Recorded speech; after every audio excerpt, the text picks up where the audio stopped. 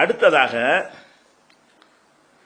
இன்னொரு ஒரு ஒரு சவால், காரைக்காலில் வந்து பிஜே விட்ட சவாலை வந்து ஏற்றுக்கொண்டோம்னு சொல்லி பல பேர் ஒரு பயங்கரமாக பில்டப் கொடுத்து பரப்பி கொண்டிருக்கிறார்கள். அதாவது காரைக்காலில் நான் ஒரு சவால் விட்டேனா அந்த சவாலை ஏற்றுக்கிட்டாங்களாம் என்று சொல்லி அதை பற்றி என்ன செய்கிறோம், நாங்கள் ஒரு 20 பேர் உங்கள்கிட்ட கேள்வி கேட்க வருவோம் தயாரா அப்படின்னு சொல்லி ஒரு பில்டப் கொடுத்து பண்ணியிருக்கிறாங்க. இது சம்பந்தமாக சில விஷயங்களை முதல்ல பதிவு பண்ணுறோம். காரைக்காலில் சவால் விட்டோமா, என்ன சவால், அது ரெண்டாவது. முதல் விஷயம், நீங்கள் சவாலை ஏற்றுக்கிற ஆளுக்கு தானே, சவால் விட்டதுக்கு தானே ஏற்றுக்கிட்டீங்க. அப்போ அந்த சவால் வந்து காரைக்காலில் தான் முதல்ல விடுறோமா, ஒரு வருஷமாக விடுறோமா? இந்த சவால் என்பது ஒரு வருடமாக பல விஷயங்களுக்கு விட்டுக்கொண்டே இருக்கிறோம்.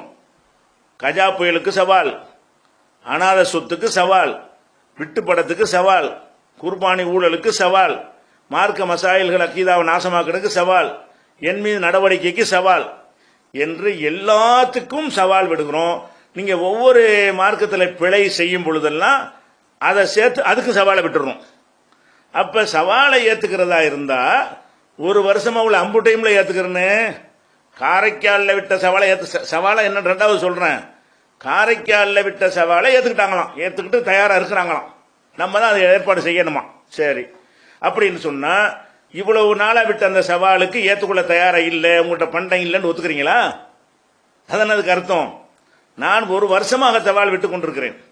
அதை விட நம்ம வந்து விவாதத்துக்கு வந்து வர்றதா இருந்தா யார் வரணும், மாநில நிர்வாகம் வரணும், அல்லது அவர்களுடைய ஒப்புதலோட வரணும், அதில் எடுக்கிற முடிவு அவங்களை கட்டுப்படுத்தணும், அப்படிதான் விவாதத்துக்கு வரணும் என்று நம்ம அழைப்பி விட்டோம். மக்களை ஏமாத்தி தக்க வைக்கிறதுக்காக வேண்டி விவாதத்துக்கு நாங்கள் தயார் தான் சொல்லி இந்த அல்லற சில்லறைகளை வச்சு பேச விடுறாங்க. அவங்க கூப்பிடுறாங்க விவாதத்துக்கு. அட உங்ககிட்ட விவாதம் பண்ணி என்ன ஆக போறது, என்ன தப்புன்னு முடிவு பண்ணா நீ அந்த நிர்வாகத்தை தெருவில் எரிஞ்சிருவியா? அவர்கள் என் மீது ஒரு நடவடிக்கை வந்து அநியாயமா செய்தார்கள் என்று அந்த விவாதத்தை நிரூபிக்கப்பட்டால் அதுக்குரிய எனக்கு வழங்கக்கூடிய நீதி என்ன? நீ ஒரு அல்லற சில்லறை வந்து எப்படி நீதி வழங்குவ? அப்ப அதுக்கு தான் என்ன செய்யறோம்னு கேட்டா, யார் அவங்கள கொண்டாந்து வர சொல்லு, அது தவறு என்று வைத்து விட்டால் அவ்வளவு பேர் வெளியே போகணும் அப்படிங்கிற வர சொல்லு நான் கேட்கிறேன்ல. அதுக்குரிய சவாலை ஏத்துக்கிறாம என்ன செஞ்சாங்க, அந்த சில்லறைகளை விட்டு பேச விட்டு நாங்க தயார்னு சொல்லி அவங்க விவாத அறைகளும் விட்டாங்க. நம்ம என்ன செஞ்சோம், நீங்க விடுறாங்க நீங்க விடுங்க. இந்த சில்லறைகள் விட்டு அவங்க என்ன அது நீதி வழங்குவாங்க?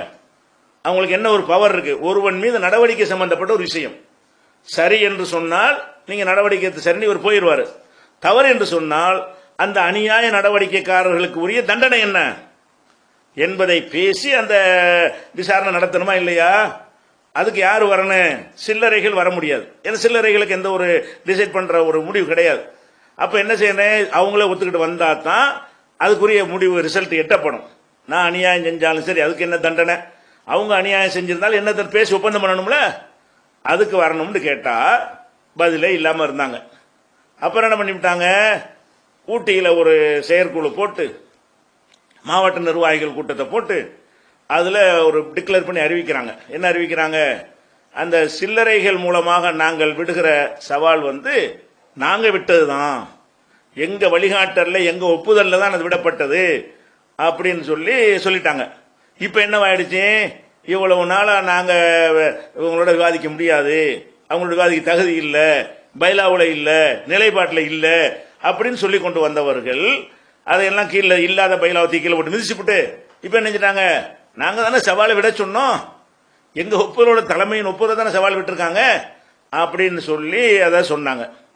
அப்ப நம்ம என்ன செஞ்சோம், அல்ஹம்துலில்லாஹ் நல்ல ஒரு வாய்ப்பு என்று சொல்லி அந்த இதுவரைக்கும் என்னென்ன பிரச்சனையோ எல்லாத்தையும் பட்டியல் போட்டு, நீங்க ஊட்டியில இந்த சவால் வந்து நீங்க தான் விட்டீங்கன்னு தெரியாம இருந்துச்சு, இது வரைக்கும் நீங்க தலைமை தான் விட்டீங்கன்னு ஆயிருச்சு, அப்ப உங்கள்கிட்ட தான் பேச வேணும் அப்படின்னு சொல்லிட்டு நாங்க விவாதிக்க தயாரு என்று அவ்வளவு பட்டியலையும் போட்டு அவங்க டிஎன்டிஜே மாநில தலைமைக்கு அனுப்பி ஒரு குறிப்பிட்ட தேதிக்குள்ள பதில் தரணும் அப்படின்னு ஒரு கெடுவையும் விதிச்சமா இல்லையா?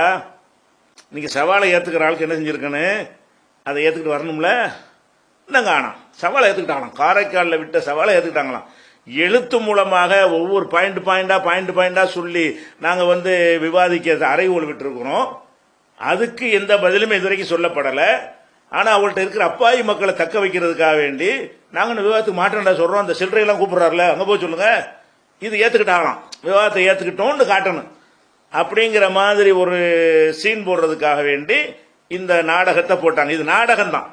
உண்மையில நெசமாக அவங்க சொல்லியிருந்தா என்ன செஞ்சிருக்கணும், இதுவரை இந்த சில்லறைகள் மூலமாக நாங்க பேசுனது வந்து நாங்க தான் அப்படின்னு ஒத்துக்கொண்டால் நம்ம கடிதத்துக்கு இணைஞ்சிருக்கணும், உடனே பதில் தந்திருக்கணும். ஆமா நாங்க ஒத்துக்கொள்றோம், ஒத்துக்கொண்ட உண்மைதான், எப்ப பேசிக்கிறோம், ஒப்பந்தத்துக்கு எப்ப வருவோம், அந்த தேதியெல்லாம் சொல்லுங்கன்னு அதுல கடிதத்தில் குறிப்பிட்டிருக்கிறோம்.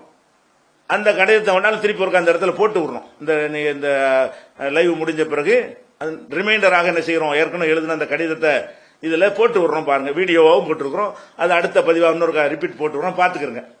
அப்ப சவாலை ஏத்துக்கிறான்டா, இதுக்குள்ள முதல் ஏத்துக்கிறேன்னு தெளிவா நம்ம எழுதியிருக்கிறோமே, அதுக்கு ஏத்துக்கிற காணாம். சரி, அடுத்து என்ன, காரைக்கால் சவாலை ஏத்துக்கிட்டேங்கிறீங்க, அதுக்கே வருவோம். காரைக்கால் சவாலை ஏத்துக்கிட்டீங்கல்ல, காரைக்கால நான் என்ன சவால் விட்டேன், பொருளாதாரத்துக்கு சவால் விட்டேனா, அதுக்கு ஏத்துக்கிற காணாம, அதுக்கு பதில காணாம. காரைக்கால நான் விட்ட சவால் என்னது, களவாடியது உண்மை, நான் நிரூபிக்க தயாரா இருக்கிறேன் அப்படின்னு சொல்லி தானே நான் பேசியிருக்கிறேன்.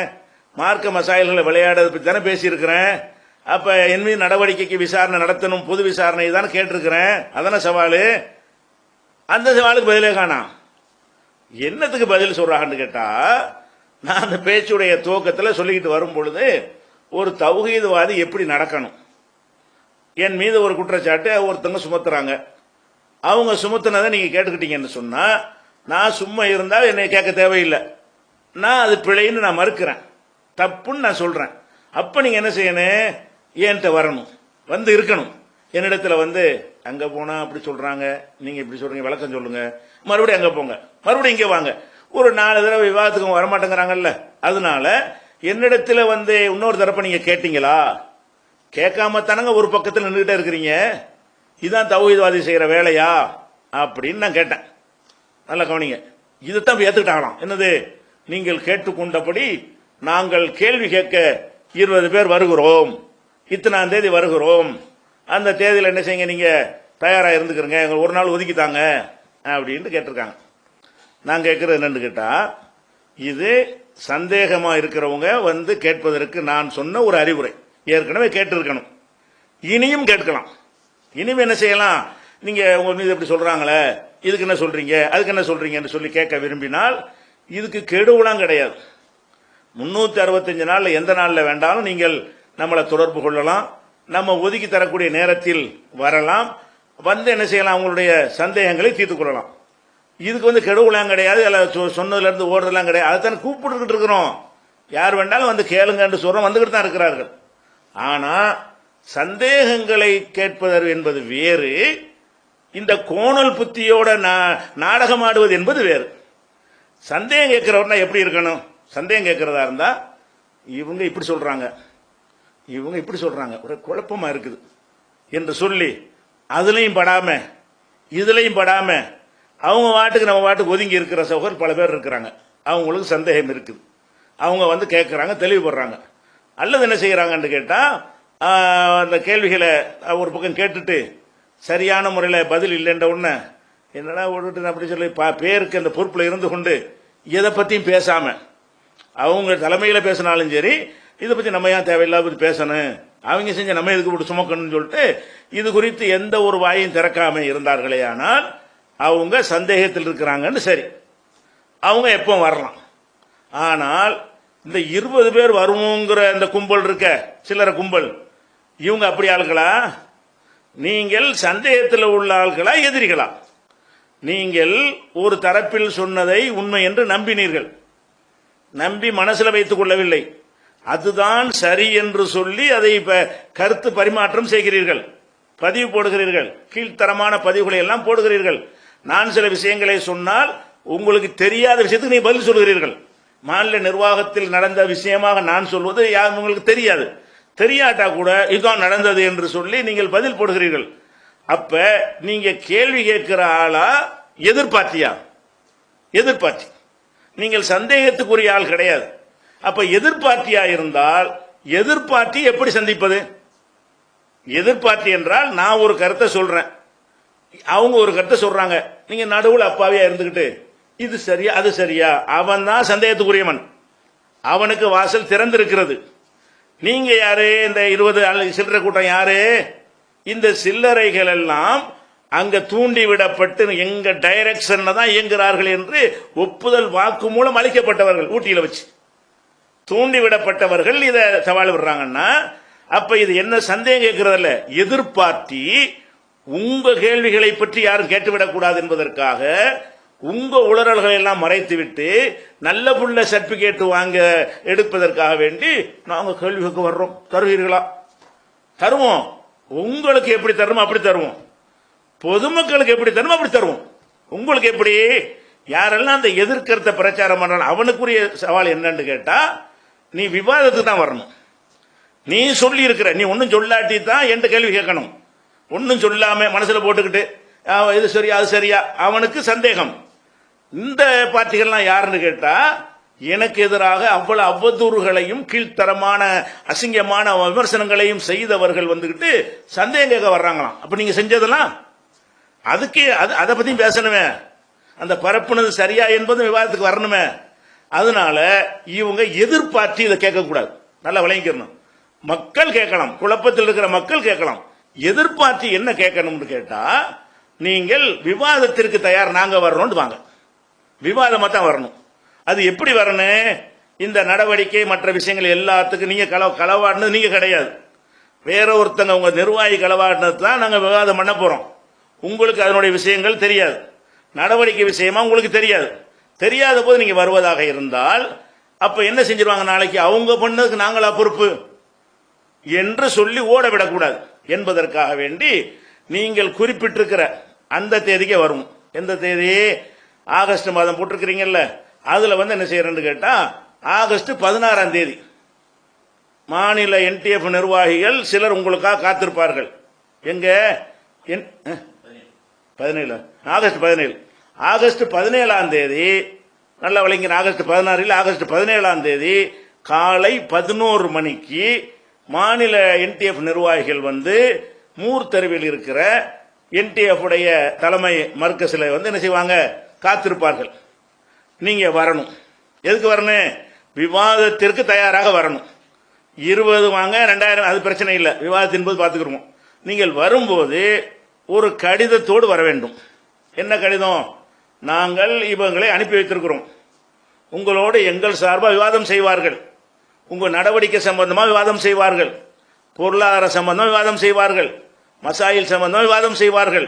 அனைத்தை பற்றியும் அவர்கள் விவாதிக்கும் பொழுது அதில் என்ன யாரு சொல்வது சரி என்று நிரூபணமாகிறதோ அதற்கு ஏற்ப முடிவு செய்து கொள்ள தயாராக இருக்கிறோம் என்று மாநிலத்தின் சார்பாக இந்த பிரதிநிதிகளுடைய ஒவ்வொரு பதிலும் எங்கள் பதில் தான், இந்த பிரதிநிதிகளுடைய தோல்வி எங்கள் தோல்விதான் அப்படின்னு ஒரு கடிதத்தை எழுதி நீங்க கொண்டு வந்தீர்களேயானால் அன்றைக்கு உட்கார்ந்து நம்ம என்னைக்கு அந்த விவாதத்தை வைத்துக் கொள்வோம் என்பதற்கு ஒரு ஒப்பந்த தேதியை போடுவோம். அந்த ஒப்பந்தத்தில் நீங்க அநியாயம் செய்திருந்தால் உங்களுக்குள்ள நடவடிக்கை என்ன, நான் அநியாயம் செய்திருந்தால் என் மீது நடவடிக்கை என்ன, நீங்க களவாடி இருந்தால் உங்கள் மீது நடவடிக்கை என்ன, களவாடியதாக நான் பொய் சொல்லி இருந்தால் என் மீது ஒரு நடவடிக்கை என்ன, நீங்கள் பிட்டு படம் தலைமை அலுவலகத்தை பார்த்தது உண்மையாக இருந்தால் அவர்கள் மீது நடவடிக்கை என்ன, அதை இவ்வளவு நாள் மறைத்தார்களே அவர்கள் மீது நடவடிக்கை என்ன, பார்க்கவில்லை என்று சொன்னால் அப்ப இப்படி ஒரு பொய்யை யாரோ சொன்ன பொய்யை நான் பரப்புனேன் என் மீது நடவடிக்கை என்ன, ஒவ்வொன்றையும் எழுதி இதில் எது உண்மை என்று வருகிறதோ அதுக்கு ஏற்ற நடவடிக்கைக்கு நாங்கள் என்ன செய்யறோம், உட்படுத்துறோம் வரணும். எனக்கு நீங்க நடவடிக்கை, நான் வேற அமைப்பில் இருக்கிறேன், உங்களுக்கு அதை எடுக்கணும், ஏன் நீங்க அதில் இருந்து கொண்டு அநீதிழைத்திருக்கிறீர்கள் அப்படின்னு குற்றச்சாட்டா இருக்கிறதுனால களவாடிய நிறுவனமானா அதை பகிரங்க மாறி திருட்டு பயல் ஒன்று பட்டம் கட்டி நாங்கள் வெளியேறுகிறோம்னு சொல்லி டிக்ளேர் பண்ணிட்டு போகணும். அந்த மாதிரி நீங்க தயாரா வந்தா 20 இல்ல 2000 இல்ல 2 லட்சம் பேர் கொண்டு வாங்க. அது 20 2 லட்சம் பேர் வேணாலும் கொண்டு வா, விவாதமா வா. நான் கேட்கிற நீ பதில் சொல்லு, நீங்க கேட்கிற நான் சொல்றேன், நீனும் ஒரு கருத்தை பிரச்சாரம் பண்ணக்கூடியவன், நீ பொதுமக்கள் இல்லை, பொதுமக்களுக்கு தான் இந்த வாய்ப்பு நம்ம தருவோம். நீங்கள் ஒரு நிலையில் இப்ப நாளைக்கு சம்சுல்ஹா எனக்கு போன் போட்டு நான் கேள்வி கேட்க வருகிறேன்னா அப்படியாது என்ன செய்யணும், உன்கிட்ட நான் கேட்பேன், என்கிட்ட நீ கேள்வி கேட்டால் உன்னிடத்தில் நான் கேட்பேன்னு வரணும். இன்னும் சொல்ல போனா இந்த டிஎன்டிஜியில் பயணிக்கிற மாநில நிர்வாகிகள்கிட்ட விவரம் உள்ளவர்கள் இருப்பார்களே, ஆனால் அவர்களுக்கு தெரியும். என்ன தெரியும்? எந்த ஒரு விவாதம் நம்ம யாரோட நடத்தினாலும் அந்த விவாதம் சமநிலையில் வைப்போம். என்ன சமநிலை? ஒருத்தர் கேள்வி மட்டும் கேட்பாரு, ஒருத்தர் மட்டும் பதில் சொல்லிட்டு இருப்பாரு, ஒரு மாணவர் மாதிரி கேள்வி கேட்பாரு, ஒரு ஆசிரியர் மாதிரி. அது அல்ல இது விவாதம் என்று சொன்னால். நான் உன்னைய கேட்கிற மாதிரி நீ என்னைய கேட்கணும், அதான் விவாதம். இதை கடைப்பிடிப்போமா இல்லையா? கிறிஸ்தவர்கள் என்ன செய்வாங்க, ரசூலுல்லாஹ் பத்தி அவர் போல கல்யாணம் பண்ணாரு, அப்படி விவாதிக்கணும் வர்றியான்னு கேட்பாங்க. ஓ ரெடி வருவோம். ஆனா இயேசுவை பத்தியும் பேசணும் வர்றியா? அதை பத்தி நாங்க கேட்கிற நீ பதில் சொல்லணும். உன்னுடைய பைபிளில் உள்ள புனிதமானவர்களை பற்றி அசிங்கங்கள்லாம் இருக்குல்ல, அதுக்கு பண்ணி ரசூலுல்லாஹ் பத்தி என்ன வேணாலும் சொல்லு, அதுக்கு நாங்க ஆன்சர் பண்ணுவோம். நீங்க கேள்வி கேட்டு நாங்க ஆன்சர் பண்ணுறது விவாதம் கிடையாது. நாங்க கேட்கிற நீங்கள் பதில் சொல்லணும், அதுதான் விவாதம். அப்ப எங்க இது சரியா தவறாண்டு தீர்மானிக்கிறதோடு சேர்ந்து உங்க இது சரியா தவறா என்பதும் அலசப்பட வேண்டும். இதுல தெளிவா இருந்தோமா இல்லையா? இதைத்தானே ஒவ்வொரு விவாதத்திலையும் கடைப்பிடிச்சோம். எந்த குரூப்போட விவாதம் பண்ணாலும் டூ சைடும் சமமாக இருக்க வேண்டும். அப்ப சமநிலையில் தான் விவாதம். இதுதான் ஜமாத்துல உள்ள நிலைப்பாடாக இதுவரைக்கும் இருக்கிறது. இப்ப மாத்தினாங்களாம் தெரியல, அது மாத்தினாலும் தப்பு. அது சமநிலையா தான் இருக்கணும். அப்ப என்ன நம்ம கேட்கிறோம்னு கேட்டா, இது விவாதம். நீங்கள் ஒரு பார்ட்டியை சேர்ந்தவர்கள், ஒரு விதத்தில் கருத்தை பரப்பியவர்கள். அப்ப பரப்பியவர்களா இருந்தீங்கன்னு சொன்னா உங்களோட வந்துகிட்டு நீங்க கேள்வி கேட்கிற நீ வரவே முடியாது. நானும் நீங்கள் பரப்பியதை குறித்து இதுவரைக்கும் உங்கள் தலைமையில் என்னென்ன அத்தனை குறித்தும் நான் கேள்வி கேட்பேன். அத்தனைக்கு நீங்கள் தான் பொறுப்பாளர்கள். அப்படி கேட்கும் பொழுது அது அவங்களுடைய கருத்து நீங்க ஓடக்கூடாது, அதன் சார்பாக நீங்க பதில் சொல்லணும். அது தலைமையெல்லாம் கேட்கணும், அப்படி சொல்லக்கூடாது. எப்படி சொல்லணும்? ஆமா சொன்னார்கள், இது இந்த காரணம் சொன்னார்கள், விளக்கம் சொல்லணும். அப்படி பொறுப்பேற்றுக் கொண்டு வந்தால் மாநில நிர்வாகமே வந்தாலும் ஓகே. மாநில நிர்வாகி ஒரு ராமசாமியை பிடிச்ச அனுப்பி வச்சாலும் ஓகே தான். ராமசாமியை பிடிச்ச அனுப்பி எங்கள் சார்பாக விவாதம் பண்ண வர்றாரு, அந்த முடிவுக்கு நாங்கள் கட்டுப்படுறோம், நாங்கள் அணியை செஞ்ச நிறுவனமானால் அதுக்கு நடவடிக்கை உட்படுத்த தயாராக இருக்கிறோம் அப்படின்னு சொல்லி எழுதி கொடுத்தீர்களே, ஆனால் தயாராக இருக்கிறோம். அப்ப உங்களுக்கு அந்த உங்களுடைய அறைகூலை நீங்க சந்தேகம் கேட்கிற ஆளுக்கு இல்லாத காரணத்தினால் அந்த விவாதமாக எடுத்துக்கொள்ள தயாராக இருக்கிறோம். ஆகஸ்ட் 17ஆம் தேதி நீங்க கொடுத்த டேட்டுக்குள்ளதான் வருது. ஆகஸ்ட் 17ஆம் தேதி காலை 11 மணிக்கு நாங்கள் காத்திருப்போம். இதை சொல்லிக்கிறோம். ஒப்பந்தத்தோடு வரணும், கடிதத்தோடு வரணும். என்ன தரணும்? தலைமையில் இதுக்கு நாங்கள் இதனுடைய விளைவுக்கு நாங்கள் தான் பொறுப்பு. அப்புறம் ஒப்பந்தம் பண்ணும்போது என்னென்ன தப்புக்கு என்னென்ன மாதிரியான பனிஷ்மெண்ட் என்பதெல்லாம் எழுதி கொண்டு என்ன செய்யணும், விவாதம் பண்ணணும். அது போக இன்னொன்று என்னன்னு கேட்டா, இப்ப நம்ம விவாதம் தயாராக இருக்கிறோம். தயாராக இருக்கும்போது அதுக்கு கீழே உள்ள விஷயம் தான் நீங்க கேள்வி கேட்கறது ஒரு சைடா விஷயம், பாதி விஷயம் தான் அது. விவாதம்ங்கிற முழுமை, இரு தரப்பில் உள்ளதையும் கேட்கக்கூடிய ஒரு முழுமையான ஒரு அலசல். இந்த கேள்வி கேட்டல் என்பது பொதுமக்களாக இருந்தால் அது வேற, ஒரு எதிரிகளாக இருந்தார்களே ஆனால் கேள்வி கேட்டலுமே பாதி தான் இருக்குது. இன்னொரு பாதி உங்களுன்னு கேட்க வேண்டிய கேள்விகளுக்கு அதுவும் தெளிவுபடுத்தப்பட்டாதான் உண்மை என்னன்னு வழங்கும். அப்படிங்கிற ஒரு விஷயத்துக்கு இருக்கிறதுனால நாங்க விவாதத்துக்கே தயார்னு சொல்லும் பொழுது இந்த கேள்வி எங்கள்கிட்ட வைக்க முடியாது. அதே நேரத்தில் இந்த கேள்வியை டிஎன்டிஜியில் நம்ம வைக்க முடியும் உங்க நியாயப்படி. ஏன் நான் விவாதத்துக்கு கூப்பிட மாட்டேங்கிறாங்கல்ல, சரி மாட்டேங்கிறீங்கள, அடுத்ததுக்கு வா, எனக்கு அதை சொல்ல முடியாது. நான் அதுக்கு மேல உள்ளது தயாராக இருக்கிறேன். விவாதத்துக்கே நான் தயாராக இருக்கும் பொழுது சந்தேகம் கொடுக்க வர்றோங்கிறது பேசே கிடையாது. அதுக்கு மேல உள்ளதுக்கு நான் தயாராக இருக்கிறேன். யார் அந்த குற்றச்சாட்டு சுமத்துனாங்களோ அவங்க என்னை கேள்விக்கு உட்படுத்தட்டும், அதுக்கு தயாரா இருக்கிறேங்கிறோம். இப்ப என்ன, டிஎன்டிஜி விவாதத்துக்கு தயாரே இல்லைன்னு சொல்லிட்டாங்க, சொல்லிக்கொண்டே இருக்கிறார்கள். பல பதிவுகளை போட்டு அதை சொல்லிக் கொண்டு இருக்கிறார்கள். அப்படி இருக்கும் பொழுது நீங்க அறிவு கொழுந்தான நடுநிலையாளர்களுக்கு நீங்க என்ன செய்யணும்னு கேட்டா, அவங்களுக்கு ஏற்பாடு செய்யுங்க. என்ன ஏற்பாடு? டிஎன்டிஜி நிர்வாகம் மாநில நிர்வாகம் பொருளாதாரம் சம்பந்தமாக, பொதுக்குழு கணக்கு சம்பந்தமாக என்டிஎஃப் ஆட்களுக்கு எந்த கேள்வியும் கேட்க நாங்கள் தயாராக உட்கார்ந்துட்டு இருக்கிறோம். காலை 10ல் இருந்து மகரிப் வரைக்கும் நாங்கள் உட்கார்ந்து இருக்கிறோம். என்டிஎஃப் ஆளுக்கு எந்த கேள்வினாலும் கேளுங்க அப்படின்னு சொல்லி நீங்க என்ன செய்யணும், அங்க அறிவிக்க சொன்னீங்க. விவாதத்துக்கு மாட்டேங்கிறதுனால, விவாதத்துக்கு வர்றேன்னா ஓகே நாங்க ரெடியா இருக்கிறோம். விவாதத்துக்கு மாட்டேன்னு சொன்னா எங்க மக்களையாவது கூப்பிட்டு நீங்க என்ன செய்யணும், தெளிவுபடுத்த சொன்னால் நாங்களே என்டிஎஃப் மக்களை அனுப்புறோம். எப்படி அனுப்புவோம் என்று கேட்டால், இந்த அனுப்புகிற இந்த மக்கள் உங்கள்கிட்ட கேள்வி கேட்டு நீங்களும் அவங்கள்ட்ட கேள்வி கேட்டு இது சம்பந்தமா பொருளாதார சம்பந்தமா கேட்கும் போது அதில் ஒரு முடிவு ஏற்படும்ல, இல்ல ஊழல் குற்றச்சாட்டு பொய் தான் அப்படின்னு நிரூபணம் ஆகிவிட்டால் அவங்கள்ட்ட நிறுவனமானதை என்னுடையதாக நான் ஏற்றுக்கொள்கிறேன். கடிதம் எழுதி கொடுத்து கொண்டு அனுப்புவேன் 20 பேருக்கு சார்பா. 20 பேரும் எனது கடிதத்தோடு வருவார்கள். எப்படி வருவாங்க? இந்த மாதிரி இவர்கள் கேள்வி கேட்பார்கள்.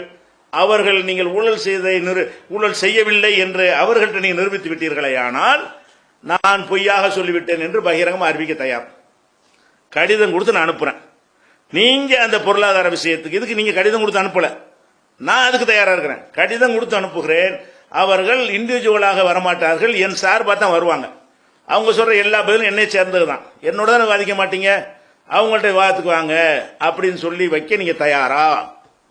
நாங்கள் அனுப்ப தயார்.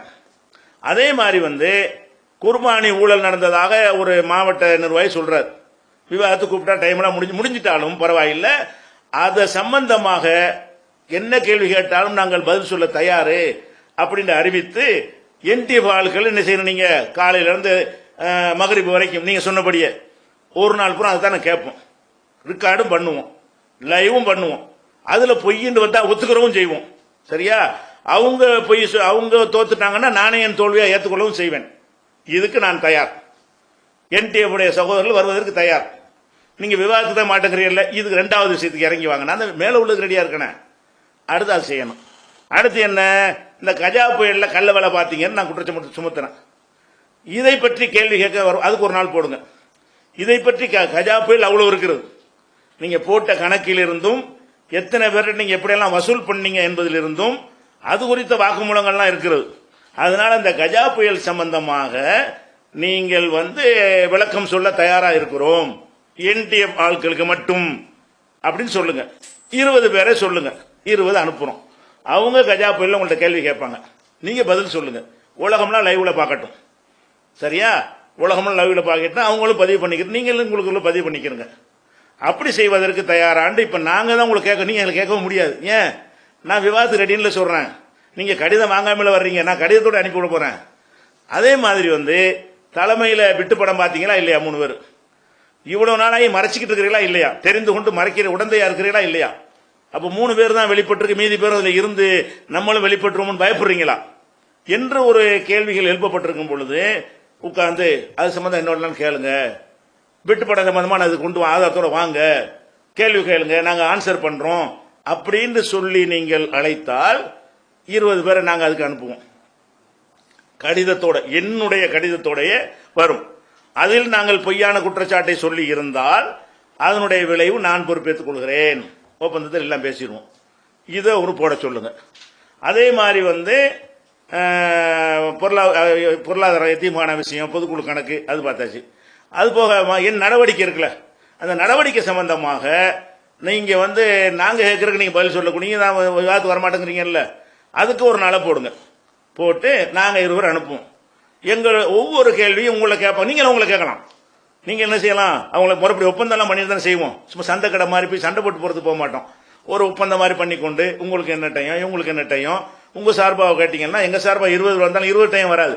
டயத்தை ஒதுக்கிடுவோம். உனக்கு 1/2 மணி நேரம், உனக்கு 1/2 மணி நேரம், உனக்கு 1/2 மணி நேரம். உங்க 100 பேர் பிரிச்சுக்கிட்டாலும் பிரிச்சுக்கிறங்க, எங்க இதில் ஒரு ஆள் பேசினாலும் பேசுவார்.